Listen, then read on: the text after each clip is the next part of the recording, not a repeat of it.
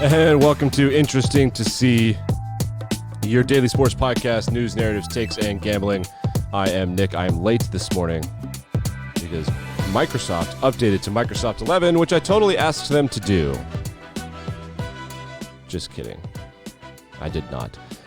We missed a lot. I couldn't do a couple shows last week. I was traveling for work. Life happens. And I think we're probably not going to do a bunch of shows between Christmas and New Year's. We'll be back better than ever on maybe Monday or Tuesday, January 3rd. We're going to find out. But we got a lot of football to talk about. Okay, take a deep breath. First couple things. COVID is back, but vaccines and COVID are a thing. If you're vaccinated and the majority of the people around you are vaccinated, you don't need to be tested for COVID. That's the point of the vaccine, is that it not only cures the virus, it cures the pandemic, you nincompoops. Yes, so the NFL relaxed its COVID testing protocols. The NBA and the NHL are probably going to follow. It's a little stickier with the NBA and the NHL, way more stickier with the NHL because they have about like 25% of the league is in Canada, and Canada and the United States are not always on the same page with that kind of stuff. But the NFL relaxes COVID protocol after pushing 2 games to Tuesday. Wait. 2 games were pushed to Tuesday. 1 game was pushed to Monday. So we have a Monday night doubleheader. The NFL is going to make an ass ton of money off of this, which is good. I mean, I think that more standalone games are better. That's how college works, and college is doing just fine. So we'll get to those games coming up later. This is happening in the NHL. A bunch of teams, the Colorado Avalanche, the Detroit Red Wings, I think the Vancouver Canucks, and a couple other teams, they do not have scheduled games right now because of COVID. If you're vaccinated and the people around you are vaccinated, and you don't have to be worried about spread, the reason that you get vaccinated is so that so many people don't go to the hospital. It's not just about getting sick and dying. Getting sick would suck. Dying would suck for you and everybody else. It'll also be incredibly expensive and take an astronomical amount of time and resources from the hospital, where healthy people will die of like heart disease and stuff. It's not just that the virus is scary. It's that the hospital systems will bring down their entire local economies, which will simultaneously bring down regional and global economies. You get the vaccine because it cures the disease and the pandemic. So the NFL has figured that out. They have a 97% player coach vaccination rate. There are literally like a handful of guys, like 1 or 2 per team, that are not vaccinated. So they don't have to test, guys. I mean, it's very clear. This is why you do this. We could be out of this shit. God damn it. Whatever, I get paid either way. So let's move right along. So everybody's been talking about that. We have a couple of Twitter things that are happening in the NFL before we get to some games. Those highlights that you heard in the open, of course, were Bucs Saints in a game that ended 9-0 with the Saints winning. The Steelers were able to come from behind on the Titans. Somehow the Titans keep collapsing in the second half, and the Steelers, they just take first halves off. And the other highlight was the Baltimore Ravens getting the game-tying touchdown with a few seconds left and then going for 2. They go for 2 to win the game for the second time, I think in 2 or 3 weeks. Let's find out. Baltimore. The weeks are running together, guys. I don't really feel bad about that. Who did they play last week? They played the Chargers. They crushed the Chargers. That's right. Oh, no, that's not right. Browns and Steelers. So, yeah, they had divisional matchup, divisional. They have five straight divisional games for the Browns. They lost to the Steelers. They went for 2. They went for the win instead of going for overtime. And then they did the same thing at home against the Packers, and that's whatever. I don't care. You can say it's a good idea. You can say it's a bad idea. What's annoying is that everyone is saying it's a good or bad idea online, and analytics people are like, if you don't understand, and then the other people are like, you kicked the extra point there. You're coming all the way. You've got momentum. Analytics people have long been mad at and made fun of them getting shouted down by the traditionalists, but I want them to know from the bottom of my heart and everyone else's heart that they are just as annoying. Chris Long, Super Bowl champion Chris Long, back-to-back Super Bowl champion Chris Long, 2016, 2017. Analytics Twitter has no idea. It's just as annoying as just kick the ball Twitter. Yeah, it is. Bunch of fucking nerds. Bunch of nerds and old people. They lost, by the way. Here's some analytics for you. When the Ravens go for 2 at the end of the game instead of kicking the extra point, they're 0-2. That's data. That's not a datum. That's data. So that's something that's happening on Twitter. The other thing that is happening on Twitter, and you may have heard about this elsewhere, the Arizona Cardinals, for the second time in as many games, have not tweeted the final score. They tweeted the last good thing the Cardinals did, and then they just stopped tweeting. Crickets. The Cardinals got ass blasted by the Detroit Lions in a game that was I think the final score was 30-12. It was not that close. Kyler Murray got benched. He didn't get benched. He got pulled, so he didn't get hurt. The Lions destroyed the Cardinals. Last week, the Rams, they didn't destroy the Cardinals. The Cardinals recovered an onside kick and made it a lot more interesting than it needed to be, but they kind of have been dominated for the last 8 quarters, and after both games, the Cardinals Twitter account did not tweet the final score. That's your job, you chicken shits. So I encourage all of you to get to Twitter. Yeah, I got a little foul language this year. It's the end of the year. We can let some things go. You have to tweet that score. Other storylines from around the NFL. Saw one of the crazier plays in Broncos-Bengals. Also, we heard that Teddy Bridgewater is in stable condition. He sustained what appeared to be a very severe concussion or neck injury. He does have movement in his extremities. And for the second time in, 4 days, we had an insanely scary situation on Thursday with the fencing pose. And if you don't know what the fencing pose is, it's like this. It's a stiff pose that happens when you have a very violent concussion. In a play that I think it was Donald Parham, he just hit his head on the ground, and then I didn't see the play from Teddy Bridgewater, but it was a very scary situation. So Drew Lock was in, and again, reports are that Teddy is feeling better. You know, football's tough, man. It's scary. We got to figure out a way to. I don't understand why you can't, like in Halo, we have the helmet thing. Why don't you just attach it to the shoulder pads? We have so much money. Okay. Let's go to twitter.com, watch this play, or listen to it if you'd like. This is a fumble Rooski. The Broncos are 2nd and goal from the Bengals 9. Let's make it happen. Okay. Little read option. No. This is great. Oh.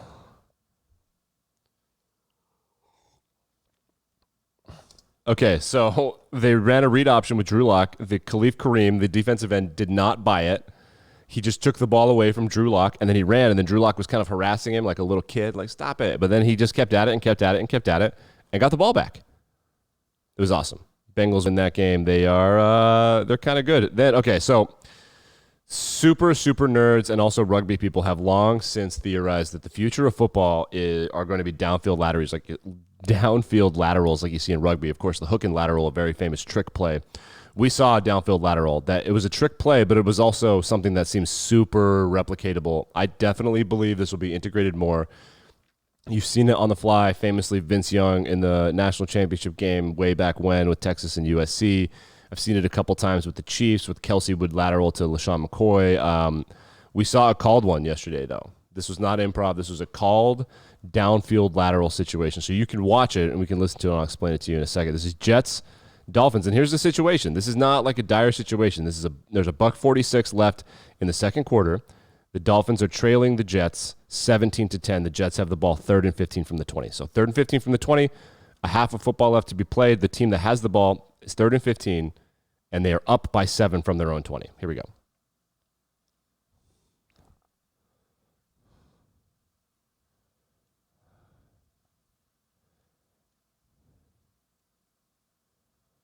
$23, 24-yard gain. So what happened was on the left side, right, is the spread formation on the left side, the guy ran a slant. The Dolphins are playing off coverage, right? They're playing off coverage because they want to defend the first down. It's 3rd and 15. Who cares? So they just give them the slant. They connect on I forget, it's like a 4 to 6 yard slant route. And the guy starts to turn it up. Well, they had the check down guy didn't run a route. So on the left-hand side, the guy runs a slant. On the far right-hand side, the wide receiver, he does not run a route. He's acting as a check down. Well, when they complete the slant, the defense stops looking at the check down. Because if they throw to the check down right away, you've got to come up and make the tackle. The Jets probably get somewhere between 3 to 10 yards out of it. But, you punt on 4th down. The Jets complete the slant, and everybody, converges to make the tackle. Group tackling. It's basic good team defense. And then they throw it. We're going to pull it up on YouTube right here. They throw it back to this guy. So they go from gaining 6 yards to gaining 1 yard, and then because the defense's eyes are in a different place, the backward lateral, it works. So I want to see if they show the replay here on the twitter.com. Are they going to show it? Dude. Yeah, okay. So, if you can see it, little slant, and the guy just, he's at the line of scrimmage. He sneaks up 1 yard gain, and because the defense is all confused, it worked. I think that's going to happen. I think that's going to be the future. I don't know that it'll happen that often. If it happened in the pros, it's going to start happening in college. Okay, Bill Belichick had a press conference yesterday. Let's take a listen. This guy I think he had a moment during the press conference where he just didn't say anything. They asked him a question, and I think that he was just in silence. Okay, the Patriots got a punt blocked on the Saturday night game when they lost to the Colts. Let's listen to what he had to say.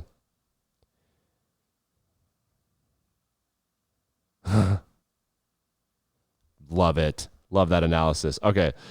This is a 30-second clip. This guy asked a question.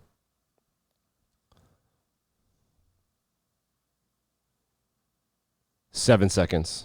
8, 9. There's a grunt.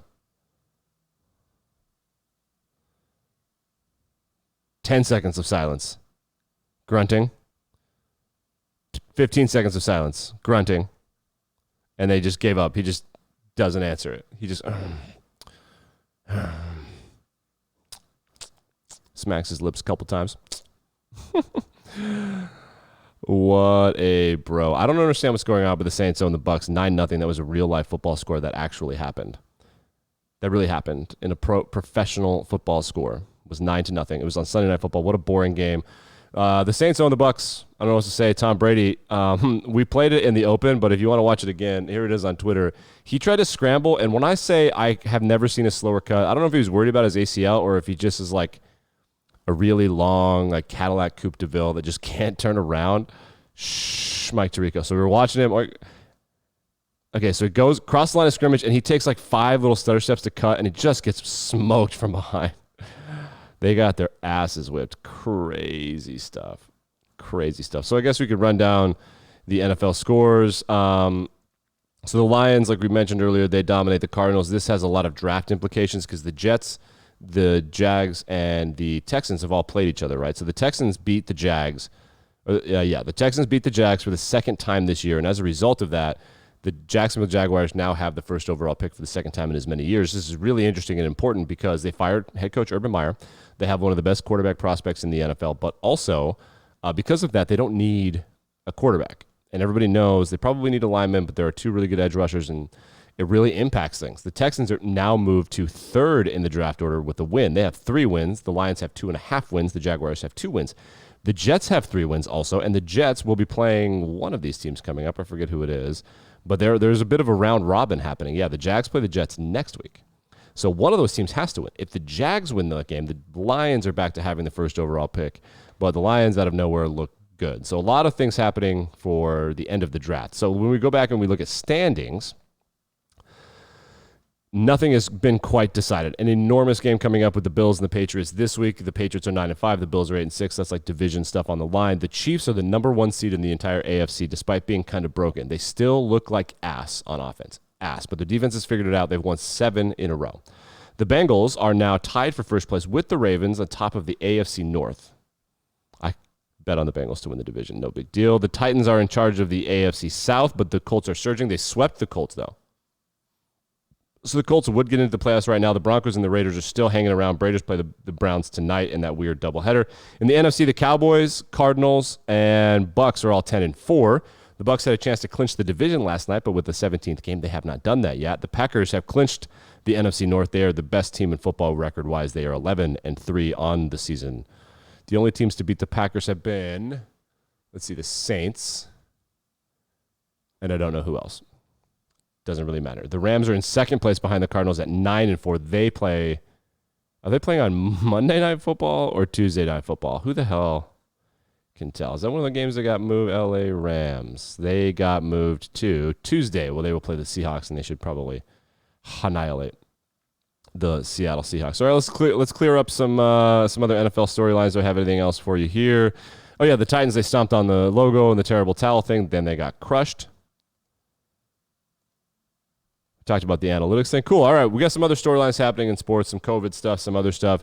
Let's start with the NHL. NHL is not going to be sending players to the Olympics this year. It's a COVID situation. And it's also a China situation. They don't want to get stuck with COVID in China and not be able to leave, even being vaccinated. So they have, and the Olympic committees and players associations, everybody got together. And players love playing for the Olympics. As Canada, U.S., Sweden, Finland, Russia, they care a lot, those countries. Germany's on the rise. Moritz Seider and Leon Draisaitl are 2 of the best players in the world. But they're not going. They're not going to the Olympics, which is kind of a big bummer. If you watched any college football over the weekend and you have YouTube TV, you did not watch college football. So YouTube TV is trying to be like Sling TV or just like a miniature TV provider, and one of the things that they provide is ESPN streaming, including college sports. Well, their deal expired as bowl season began. and everyone freaked the fuck out. They freaked out, and they canceled a bunch of YouTube TV subscriptions. So ESPN was trying to hold YouTube's feet to the fire about what they wanted. That's Disney. And as a result of that, YouTube buckled, and on Sunday night, now they have a deal with ESPN. So that totally worked on bowl season. Everybody was super duper pissed off about that, and I don't blame them. I don't blame them one bit. We'll check in with the college football scores from over the weekend. Bowl season started since last we spoke. Middle Tennessee, they win. Coastal Carolina, they win. Western Kentucky drops 59 on App State. They have a quarterback. I forget his name. We'll get into it on draft season. He's got a sweet name, but he's going to rise up draft boards. UTEP lost to Fresno State. That's 1-0 for the Mountain West. UAB beat BYU, which makes the entire Pac-12 look like frauds.